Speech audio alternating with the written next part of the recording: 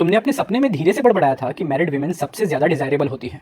अगले ही पल तुम एक ऐसे आदमी के शरीर में रिबॉर्न हो गए जिसकी पूरी लाइफ एक लोनली सिंगल डोम जैसी थी। लेकिन ये नया शरीर पूरा का पूरा एक जर्क का था। वो एक निकम्मा गिटारिस्ट था, पर किस्मत ने उसे एक मशहूर पॉप क्वीन का पति बना दिया। उसकी एक प्यारी बेटी भी हुई, पर बस यहीं से उसका पतन शुरू हो गया। बेटी के पैदा होते ही उसकी बैंड टूट गई और अपनी नाकामी मानने की बजाय उसने अपनी बीवी और बच्ची को ही अपशगुन मान लिया। धीरे धीरे शराब, जुआ और गुस्सा उसकी पहचान बन गए और हर हार या नशे के बाद वो माँ बेटी पर हाथ उठा देता। तुमने धीमे से कहा, कैसा घटिया आदमी होगा ये। सोफे पर माँ बेटी अब भी डोमेस्टिक अब्यूज की वजह से कांप रही थी। साशी आओ, तुम्हारी वाइफ। तुम्हारी नजर उन दोनों पर टिकते देख चौंक गई।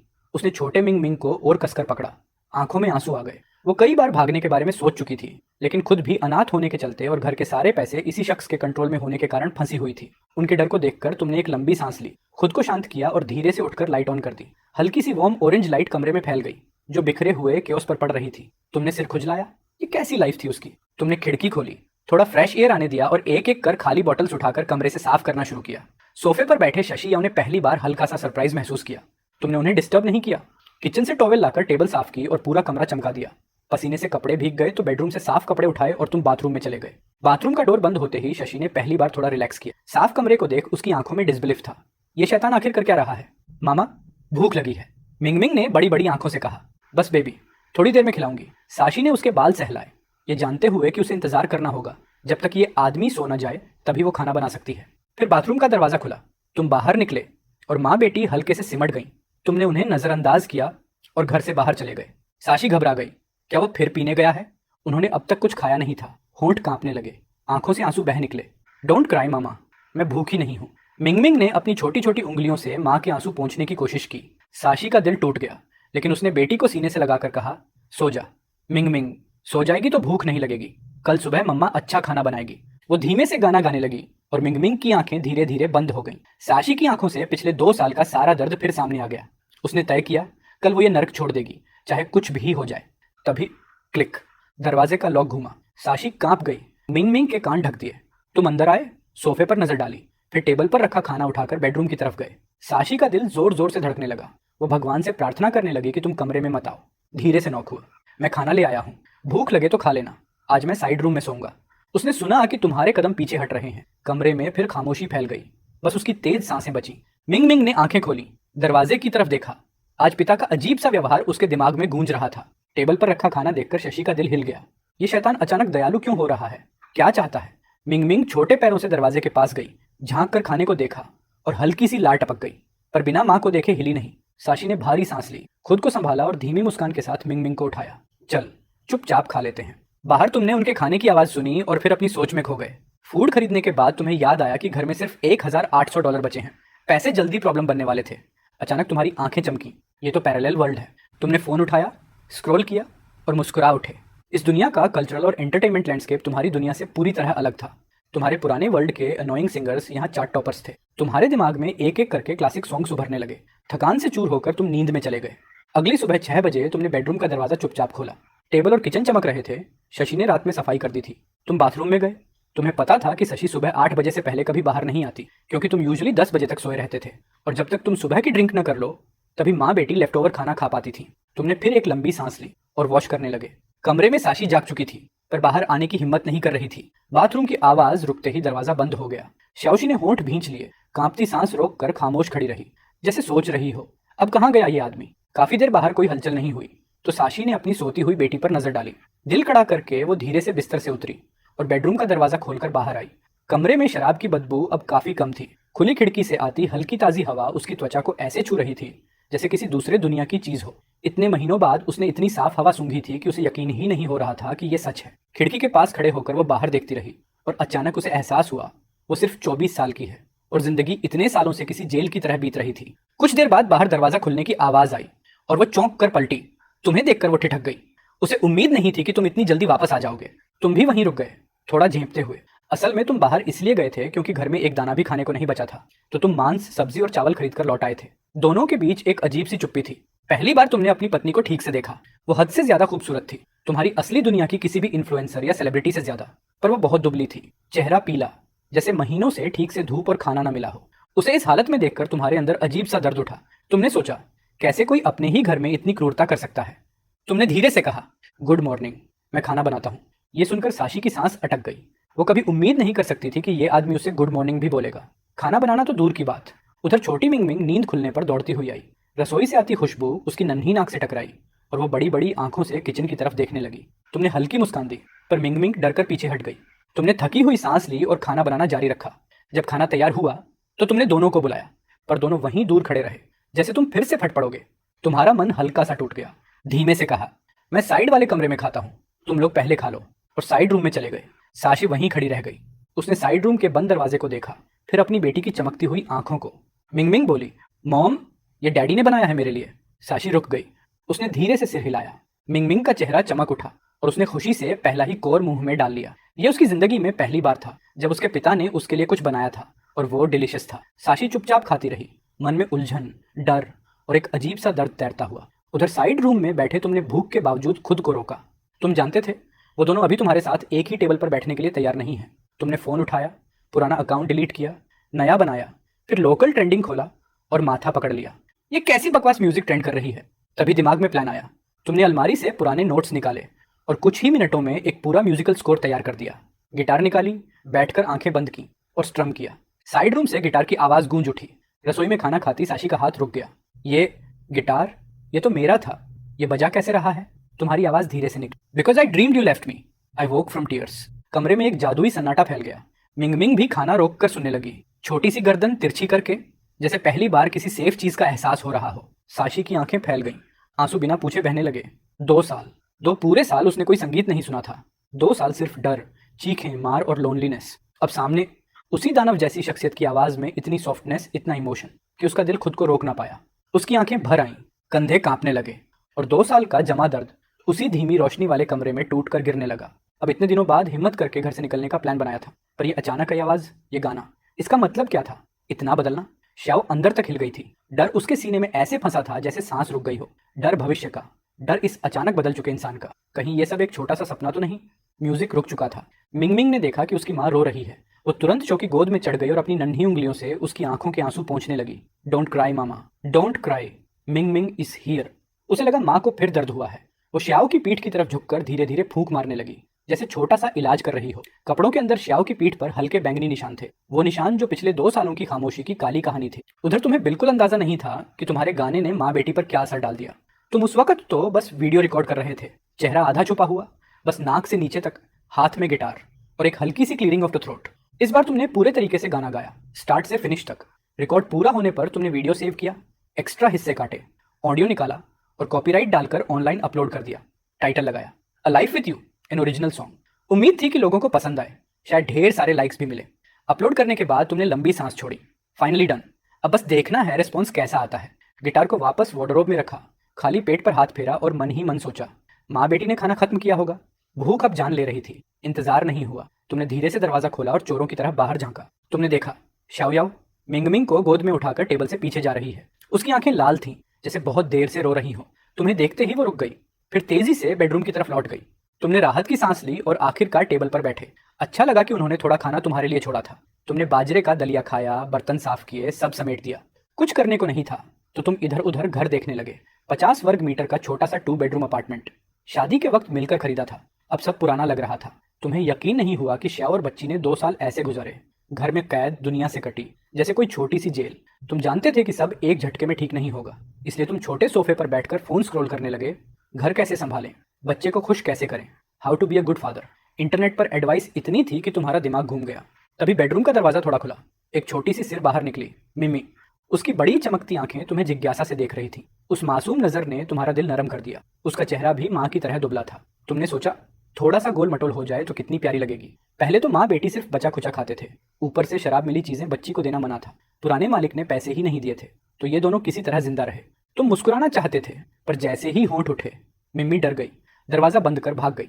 फिर श्याओ की आवाज आई अंदर से, उसे सहलाते हुए, समझाते हुए। तुमने नाक छुआ, बेबस होकर, और वक्त बीतता गया। दोपहर हो गई। तुमने फोन रखा, अब लंच बनाना पड़ेगा। तभी बेडरूम का दरवाजा खुला। श्याओ याओ बिना किसी एक्सप्रेशन के तुम्हारे कपड़ों का ढेर उठाए बाथरूम की तरफ चली। उसने तुम्हें नॉट इवन नोटिस करना चाहा, पर तुमने महसूस किया वो हल्के से डर कर सिमटी थी। तुम्हें अचानक याद आया, तुम्हारे कल वाले कपड़े तो अभी भी वॉशर में पड़े हैं। तुम जल्दी से बाथरूम की तरफ गए। श्याओ अंदर तक घबरा गई।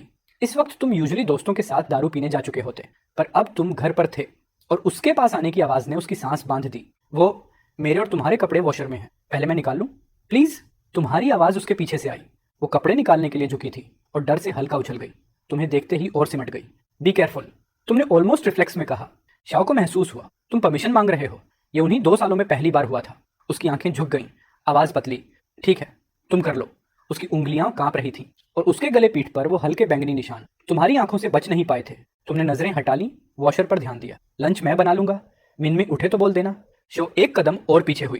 पैनिक, उसकी मौजूदगी तुम्हारे आसपास सिकुड़ने लगी थी। तुमने बस कपड़े उठाए और बैल्कनी पर जा लगे। वो वहीं वॉशर के पास खड़ी रह गई, किचन की तरफ देखते हुए। कंफ्यूजन, डर और उम्मीद की अजीब सी मिलीजुली हवा में। क्लोथ सुखाकर जब वो वापस आई, तुम अब भी किचन में लगे हुए थे। तभी मिंगमिंग नींद से जागी, नंगे पैर, आंखें मसलते हुए। तुम्हें किचन में देख उसे छोटा सा आश्चर्य लगा। वो डोर फ्रेम से टिककर तुम्हें चुपचाप देखने लगी। शाओ मुड़ी और अपनी बेटी को इस तरह देखते हुए देखा, हाफ स्लीपी हाफ हैप्पी, और उसकी आंखें चमक रही थीं। बस इतना देखना उसके लिए बहुत था। वो जैसे टूट गई, उसी हॉलवे की दीवार से टिककर बैठ गई, चेहरा दोनों हाथों में छुपा लिया और आंसू बहते गए, खामोशी में, बिना आवाज के। ये वही सीन था जिसका उसने 2 साल पहले सिर्फ सपना देखा था। लंच तैयार हो गया। तुमने आज भी उनके साथ टेबल पर नहीं बैठा। खाना रखकर तुम जल्दी से घर के बाहर निकल गए। दरवाजा बंद होने की आवाज सुनकर श्याओ ने आंसू पोंछे, होंठ दबाए और अंदर की तरफ दौड़ी।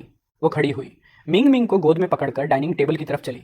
उस पल उसके अंदर क्या क्या चल रहा था ये कोई नहीं समझ सकता। खुद वो भी नहीं जान पाई कि वो आखिर महसूस क्या कर रही थी। खाना ब्रेकफास्ट जितना ही स्वादिष्ट था और छोटी सी बच्ची ने खुशी खुशी स्टीम एग भी खा लिया था। लेकिन माँ बेटी की ये शांति ज्यादा देर नहीं टिक पाई, क्योंकि तभी दरवाजा खुलने की आवाज आई।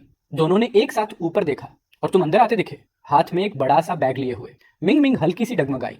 उसके मुंह में अब भी स्टीम्ड एग वाला छोटा स्पून था और उसकी बड़ी बड़ी आंखें तुम्हारी हर मूव को फॉलो कर रही थी। तुमने नजरें नीचे रखी, तुम सीधे सोफे तक गए, बैग रखा और थोड़ी भारी आवाज में बोले, तुम्हारे लिए ऑइंटमेंट लाया हूँ, लगाना। और छोटी के लिए एक टॉय भी लिया है।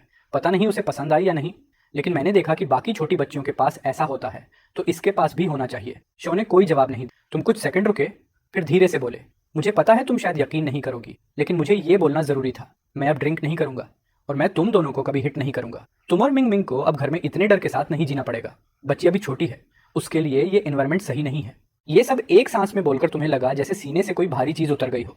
उसका कोई जवाब आए बिना तुम चुपचाप साइड बेडरूम में चले गए। शशि ने तुम्हें जाते देखा और बेडरूम का दरवाजा बंद होते ही वो समझ नहीं पाई कि उस अचानक बदले हुए इंसान पर भरोसा करे या नहीं। कमरे के अंदर जाकर तुम और बुरा महसूस करने लगे।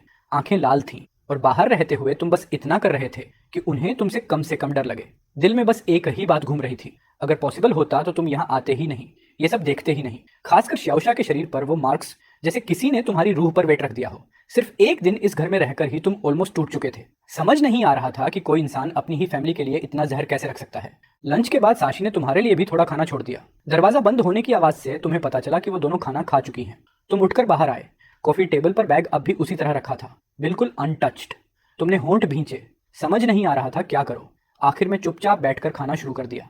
तभी मास्टर बेडरूम का दरवाजा दोबारा खुला। मिंग मिंग ने अपना छोटा सा सिर बाहर निकाला और क्यूरियोसिटी से तुम्हें देखते हुए रुकी रही। इस बार तुमने उसे मुस्कुराकर देखा और वो भागी नहीं। उसकी आंखें अब भी तुम्हारे हर मूव को ऑब्जर्व कर रही थीं। तुम्हारे अंदर हल्की सी वार्मथ आई, जैसे इस छोटी सी सॉफ्ट एनर्जी ने तुम्हारी सारी टेंशन को थोड़ा सा हील कर दिया हो। तुमने चॉपस्टिक रख दी और बहुत ही जेंटल आवाज में बुलाया, मिंग मिंग। आवाज सुनकर वो हल्का सा कांपी, लेकिन फिर भी पीछे नहीं हटी। उसने मास्टर बेडरूम की तरफ देखा, जैसे हिम्मत जुटा रही हो, फिर वापस तुम्हारी तरफ।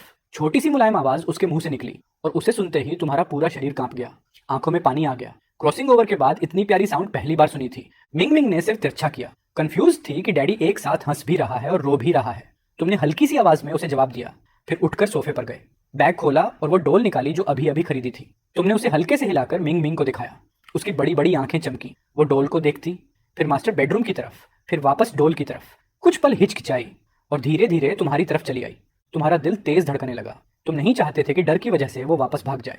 मिंग मिंग को सिर्फ इतना पता था कि डैडी अच्छा खाना देता है और अब एक टॉय भी लाया है जो उसे पसंद है। उसने महसूस किया कि डैडी उसे या उसकी माँ को हर्ट नहीं करेगा। वो तुम्हारे पास आई, छोटा सा मुंह ऊपर उठाया, जोर से सूंघा और फिर मुस्कुराई। You like the doll daddy? तुमने जितनी सॉफ्टनेस ला सकते थे उतनी लाकर उससे बात की। उसकी छोटी उंगलियां डॉल लेने को हिली, लेकिन वो खुद इतना हिम्मत नहीं कर पाई, बस तुम्हारी आंखों में देखती रही। तुम धीरे से उसके लेवल पर घुटनों पर बैठे और डॉल उसके हाथ में रख दी। इस बार उसने सच में डॉल पकड़ ली। उसकी आंखें चमक उठी।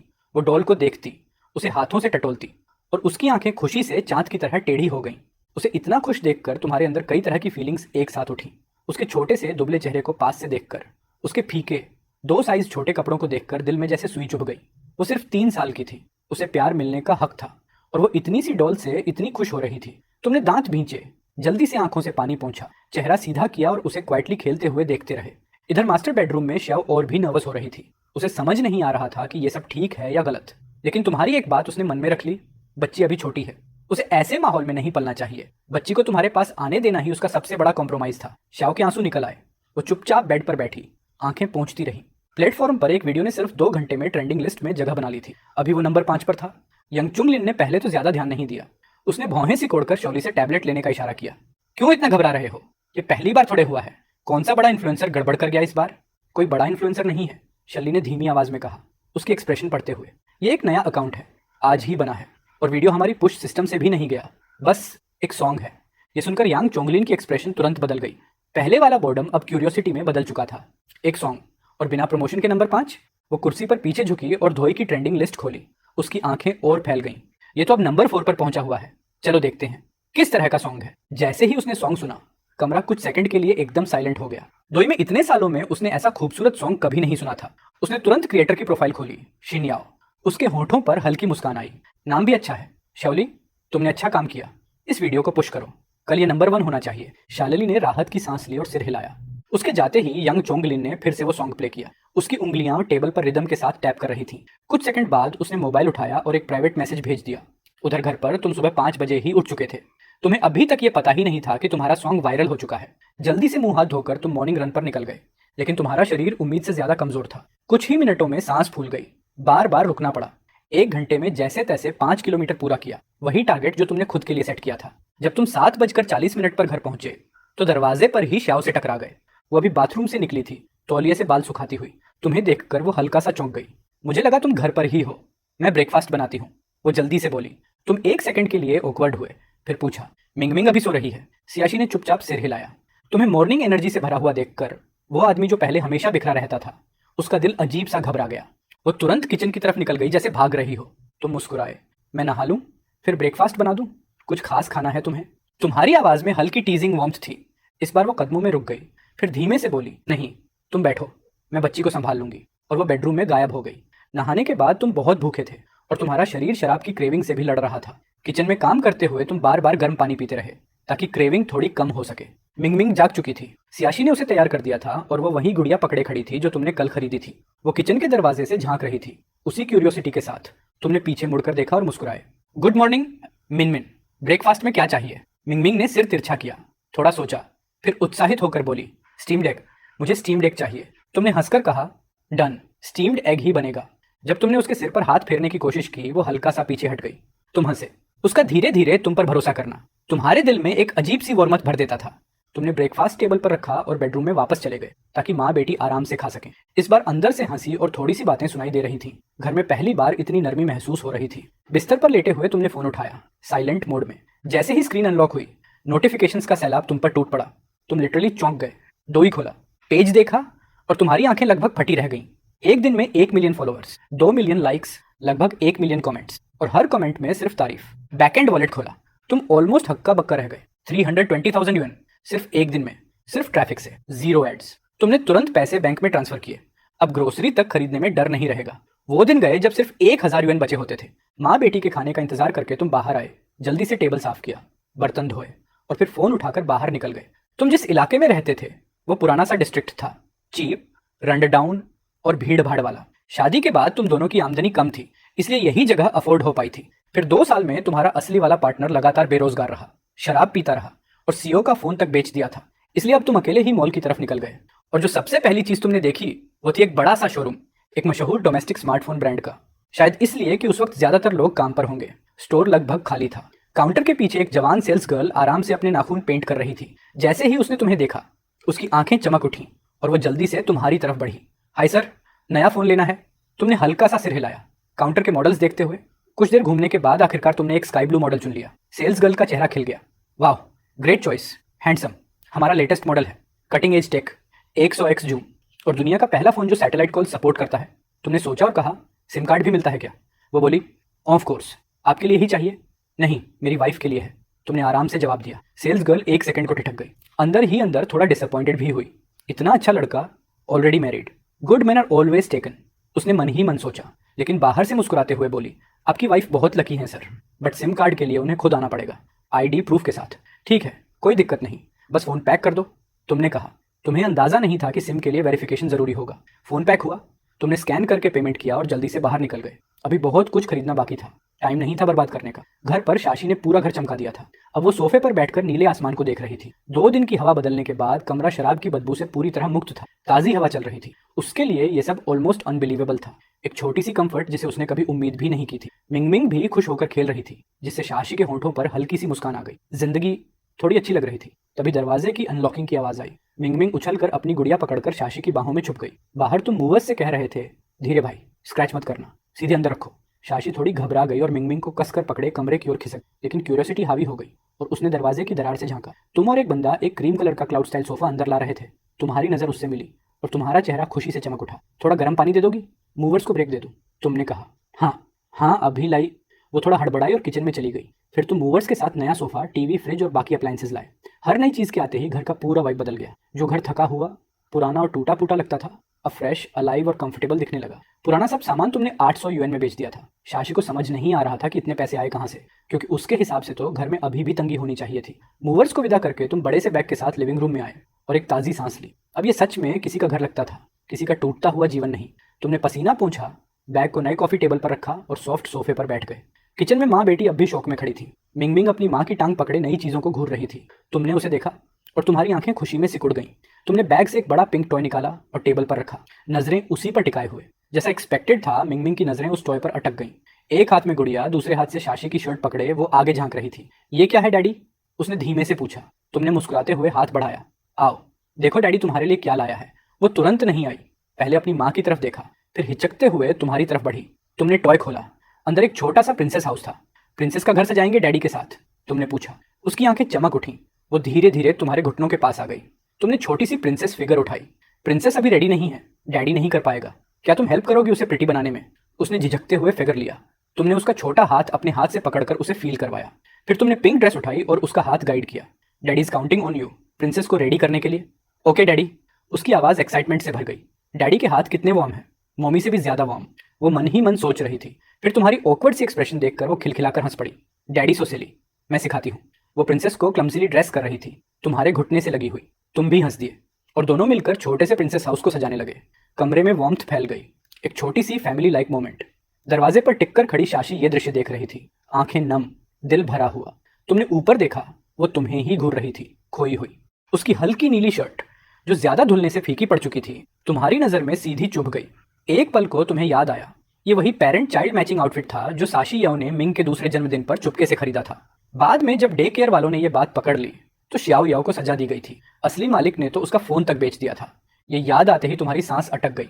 अगले ही सेकंड तुम अचानक उठे, मुंह दबाया और बाथरूम की तरफ भागे, जहां तुम जोर जोर से उल्टी करने लगे।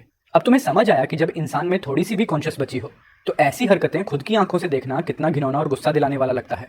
अचानक हुई आवाज से माँ बेटी दोनों डर गईं। श्याओ याओ कांपी, फटाफट सोफे की तरफ भागकर मिंग को अपनी बाहों में भर लिया। छोटी मिंग तो और भी सहम गई, कहीं जैसे पहले होता था वैसे ही गुस्सैल। खूंखार पिता फिर बाहर आकर उस पर बरस ना पड़े।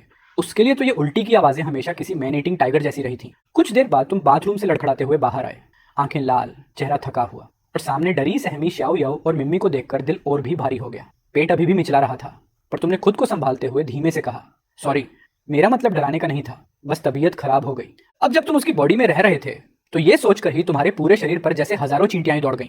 श्याओ याओ और मिंग दोनों अभी भी दूरी बनाए रही तो तुमने एक भारी सांस ली, उनके पास से गुजरे, मिंग को धीरे से पकड़ा और सीधे किचन में जाकर सब्जियां धोने लगे। मिंग ने शायद खेल भी पूरा नहीं किया होगा। तुम खेलते रहो, मैं लंच बनाता हूँ, तुमने कहा। शो ने तुम्हारी तरफ देखा, वही चेहरा, वही इंसान, लेकिन एक अलग सा सुकून। उसने हल्का सा सिर हिलाया और मिंग को गोद में लेकर फिर सोफे पर बैठ गई। मिंग ने माँ की बाहों के बीच से झांककर तुम्हारी तरफ देखा और फिर मुस्कुरा दी। उसे समझ आ गया कि उसका जेंटल डैडी अभी भी वहीं है। जब तुम खाना टेबल पर रख कर निकले, श्याओ चुपचाप साइड के कमरे में चली गई। उसके होंठ हल्के से हिले, जैसे कुछ कहना चाहती हो, पर आवाज नहीं निकली। खाना खाते वक्त मिंग ने अचानक पूछा, मॉम, डैडी हमारे साथ क्यों नहीं खा रहे? श्याओ ने मसालेदार तली हुई मांस का टुकड़ा चबाते हुए उसकी तरफ देखा। ये उसका मनपसंद खाना था, लेकिन शादी के बाद उसने इसे लगभग छोड़ा दिया था क्योंकि तुम्हें स्पाइसी बर्दाश्त नहीं था। उसने बेबी की तरफ देखा, फिर कमरे की तरफ, और फिर मुस्कुराई, जैसे सूखी जमीन पर पहली बारिश की बूंदें गिरे। क्योंकि डैडी और मामी अभी रेडी नहीं है, उसने धीरे से कहा। मिंग समझी नहीं, बस और ज्यादा उलझ गई। उधर तुम कमरे में फर्श की तरफ देखते बैठे थे। तुम जानते थे ये उल्टी शारीरिक नहीं, पूरी तरह साइकोलॉजिकल थी। जितना खुद को समझाते उतना ही सच्चाई याद दिलाती कि इस शरीर का असली मालिक कैसा राक्षस था। दिमाग भटकाने के लिए तुमने फोन उठाया और डोइन की ट्रेंडिंग वीडियोस पर स्क्रॉल करने लगे। तुम्हारा वीडियो अभी भी टॉप पर था, लाखों कमेंट्स, नए सॉन्ग्स की डिमांड। किचन में बर्तनों की आवाज आई तो तुमने फोन नीचे रखा और कमरे का दरवाजा खोला। टेबल पर तुम्हारा खाना रखा था। साशी याओ बर्तन धो रही थी और मिंग अपने नए टॉय के साथ मजे से खेल रही थी। तुम्हें देखते ही मिंग का डर काफी कम था। तुम मुस्कुराए, उसके सिर पर हाथ फेरा और किचन की तरफ बढ़े। तभी श्याओ बाहर आई और तुम्हारी नजर उससे मिली। उसका दिल तेजी से धड़कने लगा, हाथों को पता नहीं था कहाँ रखें। वो नर्वस होकर अपनी शर्ट का कोना मरोड़ने लगी। उसकी ये छोटी दबे दबे जेस्चर्स देखकर तुम अंदर ही अंदर आह भरे बिना नहीं रहे। यही नरमी, यही संकोच था जिसकी वजह से पुराना दानव उसे सालों तक कुचलता रहा। सोच झटकते हुए तुमने कॉफी टेबल से एक नया फोन उठाया। तुमने नरमी से कहा, तुम्हारे लिए फोन खरीदा है, देखो पसंद आता है या नहीं। और एक बात करनी थी, बैठोगी यहाँ। श्याओ ने पहले नीचे देखा, फिर हिम्मत करके ऊपर, तुम्हारी साफ शांत आंखों में देखते हुए। फिर उसने टेबल पर रखे उस नए स्काई ब्लू फोन को देखा और धीरे से सोफे पर बैठ गई। क्या बात करनी थी? उसकी आवाज बहुत हल्की थी, जैसे हवा में घुल जाती हो। तुमने जवाब नहीं दिया, बस फोन को अनबॉक्स करके सेट किया और उसके सामने रख दिया। इसमें सिम कार्ड है, बस तुम्हें खुद जाकर रजिस्टर करवाना होगा। मेरा नंबर इसमें सेव है, अगर मैं घर पर ना रहूं तो कभी भी कॉल कर सकती हो। फिर जेब से एक मोटी गड्डी निकाली और उसके सामने रख दी। ये कुछ पैसे निकाल कर लाया हूँ, आज दोपहर मिंग मिंग को बाहर घुमा लाना। घर में बंद रहना ठीक नहीं होता, कुछ भी चाहो, क्लोथ्स वगैरह ले लेना। मैंने देखा तुम दोनों के कपड़े काफी छोटे हो चुके हैं और सिर्फ हाफ बैंक कार्ड लेकर फिरना कन्वीनियंट भी नहीं है, ना सेफ। तुम एक ही सांस में सब बोल गए। श्याओ ने ऊपर देखा, उसकी आंखें धीरे धीरे भरने लगी। तुम्हें वो एक एक बात ध्यान से सुन रही थी, जैसे किसी ने पहली बार उसे इंसान समझा हो। जब उसने फोन नहीं उठाया तो तुमने नाक खुजाते हुए पूछा, फोन पसंद नहीं आया? कलर अच्छा लगा था और न्यू मॉडल है, चाहो तो दूसरा ले आते हैं। उसने सिर हिलाया, आंखें चमकते हुए तुम पर टिक गई। नहीं, पसंद है, थैंक यू। आवाज धीमी लेकिन कांपती हुई, जैसे दिल में कुछ टूट कर फिर जुड़ गया हो। तुमने उसकी तरफ देखा, फिर थोड़ा मुस्कुराते हुए नजरें हटाई। गुड, फिर थैंक्स कहने की जरूरत नहीं, मैं खाना खा लेता हूँ। तुम तेजी से उठकर टेबल की तरफ चले गए। श्याम मन ही मन सोचती रह गई कि तुम्हारे पास इतना सारा पैसा आखिर आया कहाँ से, पर तुमने नहीं बताया तो उसने भी नहीं पूछा। उसने फिर एक बार उस स्काई ब्लू फोन को देखा। उसकी आंखों में पहली बार उम्मीद की एक पतली सी रोशनी चमकी। मंगमिंग ने अपना छोटा सा खिलौना नीचे रखा और उत्सुकता से अपनी माँ के हाथ में पकड़ा नया फोन देखने लगी। सीओ ने उसका सिर हल्के से सहलाया और माँ बेटी दोनों फोन को देखती रही, एक बड़े हाथ, एक छोटे हाथ, और दोनों की निगाहें स्क्रीन पर ग्लूड। सुबह इतना पसीना बह चुका था कि तुमने लंच भी खत्म कर लिया था और बर्तन भी धो दिए थे। प्लान था कि एक हॉट शावर ले लिया जाए, लेकिन माँ बेटी को पूरे दिन हॉल में बैठे देखकर तुम्हें अजीब सा लगा। मन मारकर तुम वापस बेडरूम में चले गए, थोड़ा खींचे हुए। नहाना अब शाम तक टल गया। शाम के करीब 5 बजे गर्मी थोड़ी नरम पड़ी। साशी याओ ने सोफे पर बैठे बैठे हिचकिचाते हुए मेज पर रखे पैसे उठाए और मिंगमिंग को लेकर बाहर निकल गई। मिंगमिंग तो जैसे महीनों बाद बाहर निकली थी, एक हाथ में उसकी गुड़िया, दूसरे में माँ का हाथ और बड़ी बड़ी गोल आंखें जैसे नई दुनिया को पी रही हो। दूसरी तरफ सीओ थोड़ी झिझक महसूस कर रही थी। उनके ढीले ढाले कपड़े और रास्ते से गुजरते लोग, उसे डर था कि लोग उन्हें ज्यादा घूरेंगे। मॉल ज्यादा दूर नहीं था। 2 सड़कें पार करते ही सीओ ने नोटिस किया कि मॉल उसके यादों से काफी बदल चुका था। 2 साल में इतना रेनोवेशन हो गया था कि सब कुछ क्लासी लग रहा था। अंदर जाते ही उसने एक मोबाइल स्टोर देखा जिसमें सिम कार्ड का काउंटर भी था। वो ठिठकी, फिर मिंगमिंग को लेकर अंदर चली गई। स्टोर काफी बिजी था। साशी, जो लोगों से मिलना जुलना ऑलमोस्ट भूल चुकी थी, ऑकवर्ड सी खड़ी रही। एक फीमेल स्टाफ ने मिंगमिंग का सिर छूकर कहा, ओह कितना वेल बिहेव्ड बच्चा है। मैम फोन लेने आई हैं। तारीफ सुनकर साशी ने हल्की सी मुस्कान दी। फोन तो है, एसिम चाहिए, अभी हो सकता है क्या? स्टाफ उसे काउंटर ले गई। ऑफ कोर्स, कई प्लान्स हैं। फोन कौन सा है? अगर हमारे ब्रांड का है तो सिम पर डिस्काउंट मिलता है। डिस्काउंट शब्द सुनते ही शशि की आंखों में चमक आ गई। उसने तुरंत फोन निकाला। ये वाला आज ही सुबह लिया था, ठीक है ना? स्टाफ 1 सेकंड को फ्रीज हो गई। ये तो बिल्कुल नया मॉडल है और सुबह एक हैंडसम आदमी इसे खरीद कर गया था। ये साफ था कि वही आदमी इन दोनों का पति पिता है, भले ही कपड़े सामान्य हों। स्टाफ मुस्कुराकर बोली, अच्छा वो हैंडसम आदमी आपके हस्बैंड है? योर लकी मैम, इस मॉडल पर ये वाला प्लान परफेक्ट है। टॉप अप 100 मिलेगा, डबल बैलेंस और 600 फ्री मिनट्स। सीओ को एक पल को चक्कर सा आया। लोग कह रहे थे कि उसका पति गुड मैन है। काश वो स्टाफ को बता पाती। ऐसे अच्छे आदमी को तो तुम ही घर ले जाओ। सिम लगने के बाद सीओ ने एक बैंक अकाउंट खोला, तुम्हारे दिए पैसे जमा किए। कुल 5000 में से 100 सिम में गए, 4900 बच गए। फोन और बैंक कार्ड हाथ में लिए वो बाहर आई और आसपास की बिल्डिंग्स को देखकर पहली बार महसूस किया, जिंदगी बदली जा सकती है। वो मिंगमिंग को बाहर ले जा सकती है, काम कर सकती है, खुद और बेटी के लिए एक नई शुरुआत कर सकती है। तभी एक मीठी सी आवाज आई, मॉम आइसक्रीम मिल सकती है? वो अपने ख्यालों से बाहर आई। मंगमिंग की आंखें आइसक्रीम शॉप पर जमी थी, स्याहों सी। उसके चेहरे पर एक चमक, हाँ पर बस एक ही बाइट, टमी दुखेगा। माँ बेटी दोनों की ये खुशी लंबे समय बाद आई थी। उधर तुम नहा चुके थे और तुम्हें पता भी नहीं था कि अगर हालात थोड़ा और बदल जाते तो साशी शायद वापस ही ना आती। तुम शाम का खाना बनाने लगे। 2 मीट डिश, 2 वेज, सोचा नूडल्स भी बना दूं, पर पता नहीं वो कब लौटेंगी, इसीलिए नूडल्स होल्ड पर रखे। तुम इंग्रेडिएंट्स काट कर वापस सोफे पर आ गए और पेरेंटिंग फोरम्स पढ़ने लगे। अगर बच्चा खाना ना खाए तो क्या करें? Spanking isn't an option. तुमने खुद ही सोचा, मंगमिंग तो इतनी प्यारी है, वो खाना क्यों छोड़ेगी? 7 बज गए पर वो नहीं आए। बेचैन होकर तुमने जूते पहने और दरवाजे की तरफ बढ़े। दरवाजा खोलते ही एक खुशबूदार हवा सामने आई। सेओ और मिंगमिंग वापस आ गई थी। सेओ चलते चलते एक अनजाना सा गुनगुनाती हुई आई, हाथों में कुछ शॉपिंग बैग्स। मिंगमिंग एक हाथ से माँ का दुपट्टा पकड़े, दूसरे में अपनी गुड़िया, और सबसे बड़ा शौक, दोनों ने नए परफेक्टली फिटिंग कपड़े पहने थे। तुम्हें देखते ही मिंगमिंग की आलमंड आइज चमक उठी। वो दौड़कर बोली, डैडी। उसकी आवाज में इतनी खुशी थी कि तुम लिटरली हिल गए। कांपते हाथों से तुम नीचे झुके, उसके बाल सहलाए, उसे गोद में उठाया और अंदर ले गए। डैडी, टुडे नूडल बनाओ ना, 2 एग्स वाला, मुझे अंडे बहुत पसंद है। Daddy, you are my favourite. Xiao अचानक इस बदलाव से थोड़ा घबरा गई।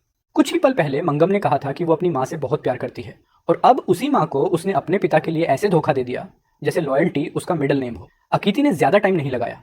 एग नूडल्स तैयार थे। तुमने कटोरा उसके सामने रखा, उसकी छोटी नाक को हल्का सा छेड़ा, और बेडरूम की तरफ मुड़ने ही वाले थे कि एक नन्हा हाथ तुम्हारी शर्ट पकड़ लेता है। डैडी, क्या तुम मेरे साथ खाओगे? उसकी सॉफ्ट हिचकिचाती आवाज ने तुम्हारे कदम रोक दिए। पास में बैठी सियायाओ चुपचाप अपने बोल में देख रही थी। उसने ना ऊपर देखा न कोई बात की, बस चुप। तुमने धीमे से सांस छोड़ी। सिचुएशन थोड़ी पेचीदा थी। आखिरकार तुमने कहा, ऑल राइट, डैडी यहीं रुकेगा तुमसे साथ खाने के लिए। मंगम के बगल में बैठते ही वो खुशनुमा एक्साइटमेंट में अपनी कुर्सी की दूसरी जगह थपथपाने लगती है। तुम ऑकवर्डली वापस किचन जाते हो, अपने लिए भी नूडल्स लाते हो और उसके पास बैठ जाते हो। बाईं तरफ साशियो, दाईं तरफ तुम, और बीच में मंगमिंग। पहली बार दोनों पेरेंट्स उसे घेर कर बैठे थे।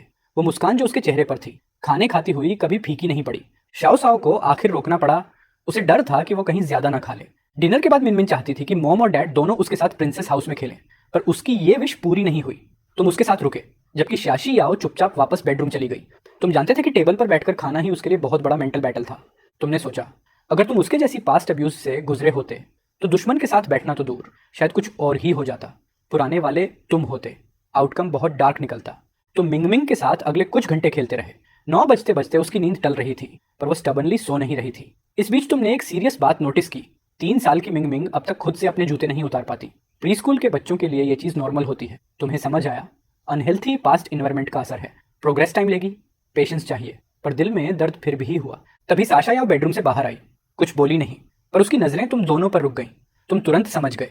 तुमने मिमिंग को उठाया, उसके चेहरे पर किस किया और कहा, चलो बेटा, अब सोने का टाइम है, कल डैडी फिर खेलेगा तुमसे, ओके? उसकी नींद से भरी आंखें थोड़ी खुली। फिर उसने तुम्हारी तरफ देखा, फिर सिया याओ की तरफ, और फिर तुम्हारी गर्दन में चेहरा छिपाकर बोली, आज मैं डैडी के साथ सोऊंगी। तुम कुछ सेकंड के लिए स्टंट रह गए, और सिया याओ का चेहरा हल्का सा डार्क पड़ गया। तुमने उसकी तरफ ऐसे देखा जैसे ये मेरी चॉइस नहीं, बच्चे की है। शशि याओ के हाथ मुट्ठी में बंध गए। उसे अंदर ही अंदर पता था कि 2 दिनों में ही तुमने मिमिन का दिल जीता लिया। थोड़े से वॉशअप के बाद जब मंगम बेड पर तुम्हारे साथ चढ़ी और छोटे से कोआला की तरह तुमसे चिपक गई, तुमने उसे अलाउ किया। पहली बार तुमने उसे बेड टाइम स्टोरी सुनाई। वीडियो में देखी अपनी सूदिंग कहानी वाली वॉइस याद करते हुए बोले, वंस अपॉन अ टाइम, एक खूबसूरत किंगडम में 2 बहुत क्यूट बच्चे रहते थे, और उनमें से एक का नाम था एल्सा। मंगमिंग की आंखें धीरे धीरे बंद हुई, चेहरे पर एक पीसफुल सा स्माइल, और वो सो गई। अगली सुबह वो अभी सो ही रही थी कि तुम क्वाइटली बेडरूम से बाहर निकले और रनिंग के लिए लिविंग रूम पहुंचे। जैसे ही तुमने कॉफी टेबल देखी, तुम्हारी आंखें फैल गईं। सारे क्रीम जार्स गायब। तुम्हारे चेहरे पर एक हल्की मुस्कान आ गई। 2 घंटे की रनिंग, नहाना, ब्रेकफास्ट तैयार करना, सब खत्म कर तुम उसे उठाने गए। तुम्हारी जेंटल आवाज सुनकर वो जागी। आंखें मलते ही तुम्हें देखकर शरारती मुस्कान आई। उसने हाथ फैलाए, हग सिग्नल। तुमने उसे उठाया, येस्टरडे खरीदे नए कपड़े पहनाए और उसे बाथरूम ले गए। ऑनलाइन सीखी चाइल्ड केयर टेक्निक्स असल में काफी मुश्किल निकली। उसका नाजुक शरीर सब संभाल कर करना पड़ रहा था। बाल बांधना तो और भी मुश्किल, तिरछे हो गए। Daddy is a big dummy. Mingming ने मिरर में मेसी बाल देखकर मुंह फुलाया। तुमने उसकी नाक दबाई, वो हंस पड़ी। फिर उसने तुम्हारी नाक भी पींच कर दी। दरवाजे पर खड़ी शशि ये सब क्वाइटली देख रही थी। कुछ बोली नहीं, पर होठों पर एक हल्की मुस्कान आ गई। ब्रेकफास्ट के बाद तुमने मिंग को सीओ के पास वापस नहीं भेजा। तुमने प्रिंसेस हाउस में ही उससे खेलते खेलते बेसिक 1 से 10 नंबर्स इंट्रोड्यूस किए। उसकी लर्निंग में गैप्स समझकर तुमने प्लान बनाया। खेल खेल में धीरे धीरे एसेंशियल चीजें सिखाओगे। मिंग जल्दी समझ रही थी, और कल रात से वो नोटिसेबली ब्राइट और लाइवली लग रही थी। इंप्रूवमेंट साफ दिख रहा था, और ये दिल गर्म कर देने वाला एहसास था। साशी साइड में बैठकर फोन पर एप्स स्क्रॉल कर रही थी, पर नजर बार बार तुम दोनों पर जा रही थी। उसे साफ दिख रहा था तुम उसे कितनी जेंटली नेचुरली चीजें सिखा रहे हो। उसके दिल में एक छोटी सी वॉमत उठी, एक रिग्रेट भी। वो हमेशा अपनी बेटी को अच्छे से पालना चाहती थी, पर पिछले फैमिली एनवायरनमेंट ने उसे मौका ही नहीं दिया। उसने फिर फोन स्क्रीन पर देखा, नए ऐप्स कितनी तेजी से डाउनलोड हो गए थे। वीचैट खोलते ही अनरीड मैसेजेस की लड़ी नजर आई। वो थे टलेले के, वो असिस्टेंट जो 2 साल से उसके साथ काम कर रही थी। शादी के बाद से उसने इन मैसेजेस को इग्नोर कर दिया था, पर टलेले लगातार उसे टेक्स्ट करती रही। पूछती हुई कि वो ठीक है या नहीं। मैसेजेस पढ़ते हुए स्याओ के दिल में एक हल्की गर्माहट उतर आई। उसने जल्दी से रिप्लाई किया, सॉरी ले ले, मैं जवाब नहीं दे पा रही थी, अब मैं ठीक हूँ, डोंट वरी। जवाब ऑलमोस्ट तुरंत आ गया, जी तुम जिंदा हो। मैंने सोचा शादी के बाद तुम मुझे कभी टेक्स्ट नहीं करोगी, तुम्हें नहीं पता, तुम जैसे ही गायब हुई कंपनी में गॉसिप आग की तरह फैल गया। वो इरिटेटिंग लू जिया तो हद पार कर रही है, तुम्हारे बारे में झूठ फैलाकर कह रही है कि तुम डिजर्व करती थी। बेहद गुस्सा आता है। साशो ने होंठ भींचे। वो जानती थी लेले सच कह रही थी, काम में वो लूजिया से आगे थी। अब उसके हटते ही लूजिया की कोशिशें वहीं थीं, ऊपर आना, बदनाम करना, क्राउड को अपनी तरफ खींचना। उसने टॉपिक बदलते हुए पूछा, लेले तुम कैसी हो, लाइफ कैसी चल रही है। मैं ठीक हूँ शी, डोंट वरी। मैं वो इंडेस्ट्रक्टिबल छोटी कॉकरोच हूँ, पर मैंने तुम्हें बहुत मिस किया। क्या तुम वापस आ रही हो। शौक कुछ पल चुप रही। क्या वो कभी लौटेगी। उसने तुम पर नजर डाली, फिर मिंगम पर। धीरे धीरे उसका मन शांत हुआ। प्रोबेबली नहीं, पर अगर तुम मिलना चाहो तो हम टाइम फिक्स कर सकते हैं। उसने भेज दिया। उधर डाउनटाउन की टीएमए एंटरटेनमेंट बिल्डिंग में पेटीट 1.66 मीटर की टले ने भारी इक्विपमेंट उतारा और एक्साइटमेंट में फोन चेक किया। तभी एक तेज चुभती हुई आवाज आई, टले काम चोरी कर रही हो, जल्दी काम पर लगो। तुम्हें लगता है तुम अभी भी किसी पॉपुलर यंगस्टार की असिस्टेंट हो, अगर काम नहीं करना है तो निकल जाओ। वो औरत चेहरे से ही तीखी, एरोगेंस से भरी, उसकी आंखें तिरछी और तिरस्कार से भरी हुई। खड़ी क्या देख रही हो, इक्विपमेंट उठाकर स्टूडियो ले जाओ, अगर मेरी रिकॉर्डिंग डिले हुई तो तुम जानती हो क्या होगा। तल ने हल्की सी आई रोल मारी, लेकिन चुपचाप इक्विपमेंट उठाकर स्टूडियो ले गई। घर पर श्याओ श्याओ मुस्कुराई जब उसने लेले का अगला मैसेज पढ़ा, शो मेरी सैटरडे ऑफ है, फिर बात करते हैं। उसने वीबो खोला। उसकी आखिरी पोस्ट 2 साल पुरानी उसकी रिटायरमेंट अनाउंसमेंट थी। एक समय की लाखों वाली फॉलोइंग अब कुछ हजार रह गई थी, वो भी लॉयल फैंस जो अब भी केयरिंग कमेंट्स छोड़ते थे। वो क्यूरियोसिटी में ट्रेंडिंग देखती है, एक हेडलाइन चमकती है, a life time with you, mysterious singer explores overnight with millions of views. Screen ने ऑटो प्ले शुरू कर दिया। गिटार की जानी पहचानी धुन रूम में भर गई। सब कुछ अचानक शांत हो गया। तुमने इंस्टिंक्टिवली अपना सिर मोड़ लिया, थोड़ा एम्बेरेस्ड। मिंगमिंग की बड़ी बड़ी आंखें स्क्रीन पर फिक्स हो गई। वो धीरे से सियाओ की गोद में घुस गई। साशी याओ फ्रीज हो गई। ये वही वॉइस, वही सॉन्ग जो उसने कुछ दिन पहले रिकॉर्डिंग के दौरान सुना था। मिंगम ने अपनी छोटी उंगली स्क्रीन की तरफ उठाई और सियाओ की तरफ चमकती आंखों से देखा। डैडी, डैडी फोन में है। साशो ने बेटी के सिर पर हाथ फेरा और फुसफुसाकर बोली, अब समझी, डैडी के पास इतना पैसा फर्नीचर खरीदने और घर का सब खर्च उठाने का रीजन क्या है। मिलियंस ऑफ लाइक्स मिल रहे हैं उसे, अफोर्ड करना कोई सरप्राइज नहीं है। फिर उसकी नजर तुम्हारे शार्प काल्म चेहरे पर गई।